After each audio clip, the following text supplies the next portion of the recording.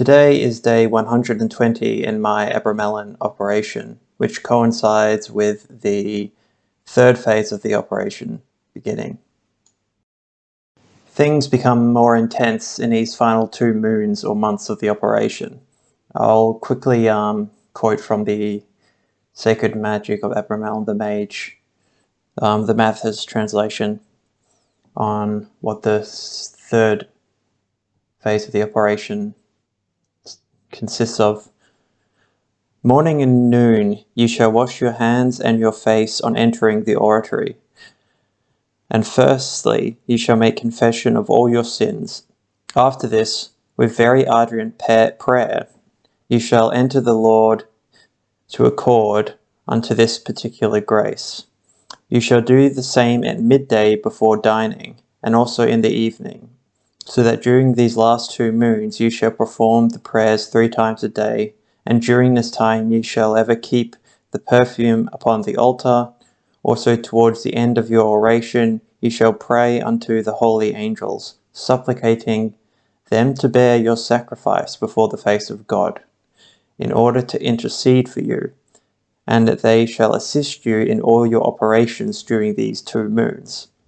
The man who is his own master shall leave all business alone, except works of charity towards his neighbour. You shall shun all society, except that of your wife and of your servants. You shall employ the greatest part of your time in speaking of the law of God, and in reading such works that treat wisely thereof. Every Sabbath eve you shall fast, and wash your whole body, and change your garments. Furthermore, you shall have a vest and tunic of linen, which you shall put on every time that ye enter into the oratory, before ye commence to put the perfume in the censer. Also ye shall have a basket or other convenient vessel of copper filled with charcoal to put inside the censer when necessary, and which ye can take outside the oratory, because the censer itself should never be taken from the place. Note well that after having performed your prayer, you ought to take it out of the oratory, especially during the 2 last moons, and you shall enter it into a place which cannot well be made unclean, such as a garden.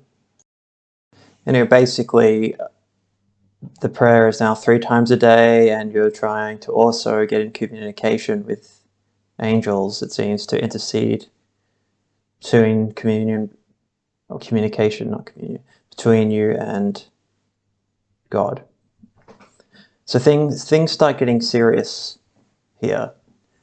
Not that they weren't serious for the past 4 months, but things are definitely going to become more complicated, especially doing this in the 21st century.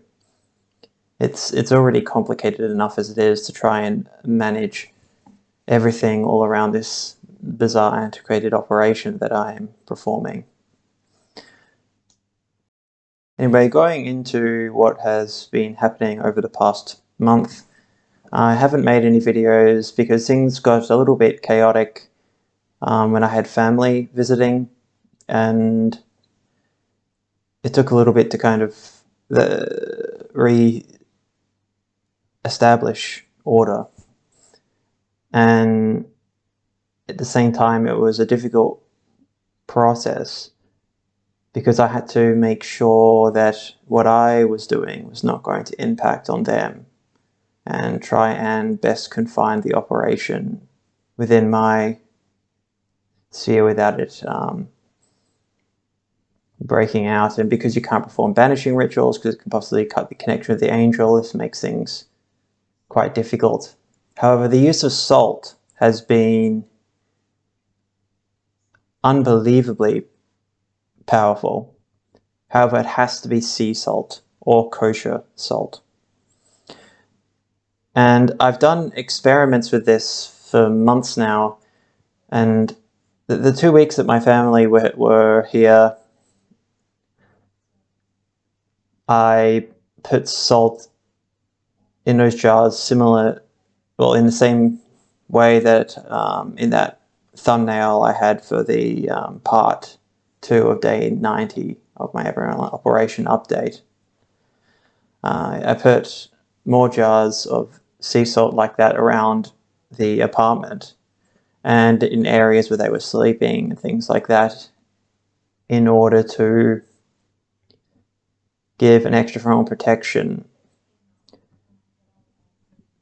especially given how well it has worked when I started to employ it. It sounds so incredibly mundane, but it has been immensely powerful. Even if this is all attributed to nightmares, for instance, all these strange demonic apparitions that I've been dealing with since I started this operation. And how I tend to judge these things is on a cause and effect basis. And even though I try to keep to as scientific a method as possible, although this is very strange given the, very unscientific basis of magic, but the cause and effect relationship of introducing the salt, testing how long, realizing things stopped happening, I stopped getting attacked at night. Even if you equate these all to nightmares and the unconscious, it's interesting that the salt would do anything at all. Now, that could be purely a manifestation of my own belief that the salt will help, causing these events to happen less frequently. However, the longer I leave the salt unchanged, the more strange occurrences start happening. Now, I usually script the Abramelin update videos because I like to be as concise as possible and not kind of ramble on. I haven't been able to today. I'm just being incredibly busy, and there's a lot of other stuff that's sort of been going on. So this might not be as concise as usual, but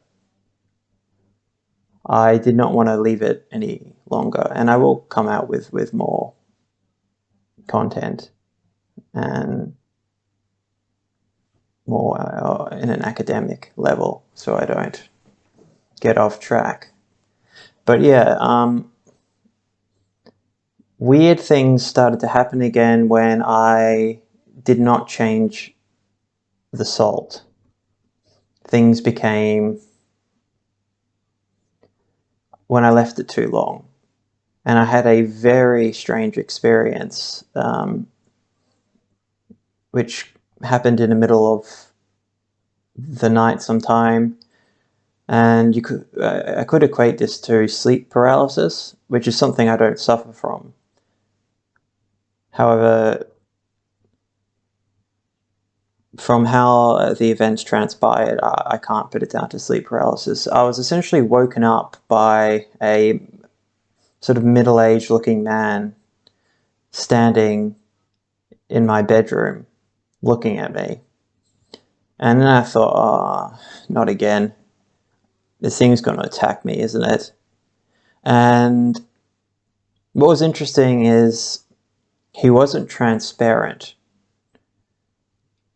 like the majority of the Abramelin demons, you could call them, that have manifested.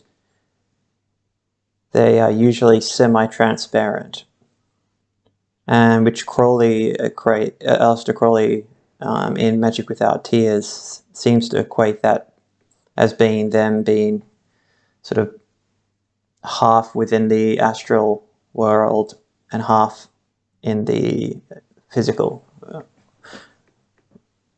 But this wasn't transparent. And then, this will sound probably a little bit funny. The guy, as soon as I thought he was, this guy's going to attack me, isn't he? He then went and disappeared. And then horizontally, he floated down very quickly right to my face, staring at me, about to attack me. Now, people who know me know that I am very interested in Eastern esoteric traditions, like certain magical practices in Taoism, Shintoism, and to some extent when it bleeds over into Buddhism. And I automatically employed a mudra, kind of like a hand gesture that is used a lot in the Eastern esoteric traditions, especially in places like China and Japan. And this is the sword mudra. Now, I was lying down on my right side, so I couldn't use my right hand, and I used my left. And when this thing's face was right in front of me and it looked like it was about to attack me, I quickly went using the sword mudra. I don't know why that came to mind automatically, and it was like cutting through water. It had a really bizarre expression on his face, and it sort of flowed like that after I cut through it, and it had an expression like, "How the fuck did you know about that?" Like it didn't seem. It seemed very surprised that it worked, or that something like that could be utilized very easily, and it dissipated right before attacking me. I then stopped procrastinating and replaced all the salt in my apartment. It seems the salt stops these kind of events from happening during the operation. For about a week, you're safe. And I use a lot of salt and in these jars. Any longer than a week, strange manifestations start to happen again. And I don't experience this kind of phenomena at all before doing the Abramelin Operation. This is all started essentially with the operation. And I have had this kind of stuff happen before, but not in this kind of frequency or intensity. And it's always been in times that I have been doing magic. But yeah, the sword mudra works very much like a ritual knife or a wand with regards to the Western esoteric tradition. However, it's attached to your body. You don't have to go and find it if you need it. And I've experimented with Eastern magic, and it's been very interesting. However, I would definitely recommend learning some either Shinto mudras or from Taoism or Buddhism, because they are extremely useful. And yeah, so that was one of the more interesting experiences that happened during the course of this past 4 weeks. Now we're back onto the operation itself. Doing it day in, day out, it wears you down, and it's difficult. And I've been in communication with some other people who are also simultaneously performing the Abramelin Operation in other parts of the world, and sort of giving advice to each other and things like that, and it's been extremely useful. And the same things that work for me are seemingly to work for other people too. So it's not just based on my pure speculation and conjecture. One of the hardest things about the operation is people feel obligated, and this is one piece of advice that is extremely important if anyone decides to do something like this. People feel obligated for their orations or prayers to go on as long as possible. However, my philosophy with regards to all this is if you're doing it just to try and fill in time, you are not, there is no substance to it. To me, you're better off doing it, even if it's only for a short period of time, than it becoming a whole thing of building a guilt complex onto yourself. And this is especially difficult for people from religious backgrounds because of the very religious nature of the operation itself. It's very easy to become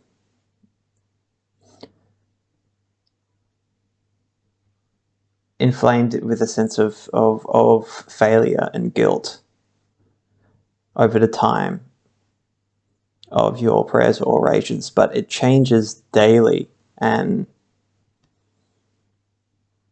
I try and go through this with as much, almost a apathetic nature. I'm not apathetic, but I do this without, quote, without the lust of result, which is allowing me to go through the process of the operation, see how it's going, view the phenomena that is going on around me, and not becoming too bogged down in worrying, oh, this, am I wasting my time? Am I going to fail? All this kind of stuff, or I'm not doing good enough. I have to. All of that stuff is just builds neurosis, and that is well into the realm of clipothic illusion, which you have to stay away from as much as possible. So having that kind of stance is extremely important, I believe. Without the lust of result, it is extremely important. Anyway, I'll try and be concise. This is why I like to script the Abramelin videos, because I have a tendency to go on and on, but this third phase of the operation is definitely going to make things a little bit more difficult for me. I'm going to have to really work around having to do it at midday too. There are going to be times where there's no way I'm going to be able to do that because of other obligations, and I'll have to work around that as best I can. And also, a lot of this time is almost a preparation for the conclusion of the operation, which commences at the end of the last 2 moons or months, which culminates in a 6-day period of summoning spirits for the first 3 days and summoning very prominent demons and subjugating them essentially for the last 3 days. However, most people seem to stop if after the first 3 days of summoning the good spirits, whatever that might be, before going and summoning the demons, if you have not obtained knowledge and conversation with your holy guardian angel, then there is very little point in continuing and summoning these demons like Asmodeus and stuff like that. So, and yeah, it's the danger of doing that is not worth it. It's best to evaluate how the operation has gone and where you may have gone wrong and things like that. And I'm organising the piece of silver that I need to look into. The utilisation of a child oracle is completely unnecessary. And I have all the other paraphernalia necessary for the final 3 or 6 days, if successful, of the operation. And yeah, it's almost a building up of stress during this last 2-month period, given the extended nature of the operation and all the strange phenomena that has happened. I'm quite pleasantly surprised I have made it this far into the operation without some kind of disaster happening. And putting myself out there is also difficult because, you know, you want to be successful. However, as I said earlier, I'm not doing this with the lust for result. Whatever happens, happens. It will be... This whole experience has already been of immense value to me. And I really don't mind if it doesn't conclude in the spectacular manner that it is meant to. Of course, I want that, but no, I'm not over-focused on that. Now finally, because I've gone on for quite a bit, and I will explain one strange thing about the operation. The Abramelin Operation is almost like it's a sacred union between yourself and the angel, but it's also a marriage of sorts. And you're the bride, essentially. And this goes deep into Kabbalism and things like that, especially with the relationship of the Sephiroth Tiphareth with Shekinah, or Malkuth, and the union, the marriage between those two Sephiroth. And I'm not going to go into the Kabbalistic theory and then the Hermetic Aleister Crowley version of that. I will say I did have a vision experience in the oratory that is in line with what many people, especially those involved in the AA, going through Crowley's version of this at the Adeptus Minor grade, where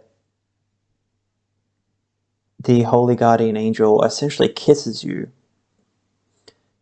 which is a strange thing, but this is a metaphorical marriage of sorts.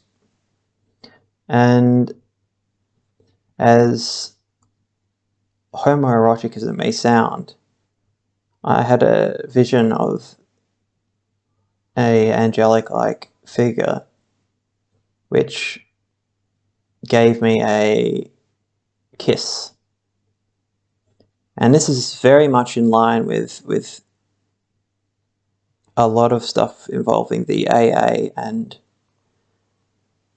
one of the beginning steps of knowledge and conversation with the Holy Guardian Angel. It's not very well known, but it is part of the process, especially in Crowley's system. So hopefully that is sort of showing me I'm on the right track towards communication with the Holy Guardian Angel, whatever that might entail. Anyway, I thought that was interesting. The whole thing is... The whole operation is interesting, and yeah, I wish I had the time to script this because I've gone way over time, but thank you for watching, and I'll try and keep people updated a little bit more on this. And hope you have a good day.